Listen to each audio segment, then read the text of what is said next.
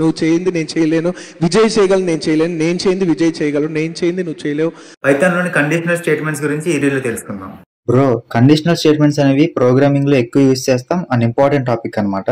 Basic గా conditional statements అనేవి 3 ఉంటాయి. అవి ఏంటంటే ఇఫ్, ఎలిఫ్ అండ్ ఎల్స్. మన కోడ్ లో కండిషన్స్ ని చెక్ చేసేటప్పుడు మనం వీటిని యూజ్ చేసుకోవచ్చు. సింటాక్స్ ఒకసారి చూద్దాం.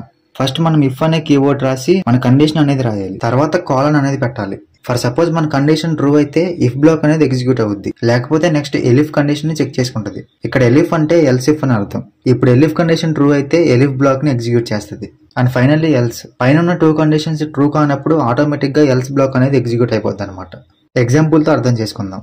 ఇక్కడ marks is equals to 70. If marks greater than 90 అయితే టాపర్ అనేది ప్రింట్ అవుద్ది, లేకపోతే నెక్స్ట్ కండిషన్ చెక్ చేస్తుంది. ఎలిఫ్ మార్క్స్ గ్రేటర్ దెన్ 50. ఈ ప్రాబ్లం లో మార్క్స్ ఈజ్ ఈక్వల్స్ టు 70 కాబట్టి ఈ కండిషన్ ట్రూ అవి యావరేజ్ అనేది అవుట్పుట్ లో ప్రింట్ అవుద్ది అనమాట. ఈ కండిషనల్ స్టేట్మెంట్స్ మనం యూజ్ చేసేటప్పుడు కామన్ గా చేసే మిస్టేక్స్ ఏంటంటే కాలన్ అవ్వడం అనేది మర్చిపోతూ ఉంటాం అండ్ ఇండెంటేషన్ కూడా. స్పేసింగ్ అనేది ప్రతి బ్లాక్ కి ఇవ్వాలి, లేకపోతే ఎర్రర్స్ అనేవి వస్తాయి. ఈ క్వశ్చన్స్ అయితే సాల్వ్ చేయి. ఈ రీల్ మీ ఫ్రెండ్స్ కూడా షేర్ చేసి ఫాలో అయితే చేసేయి.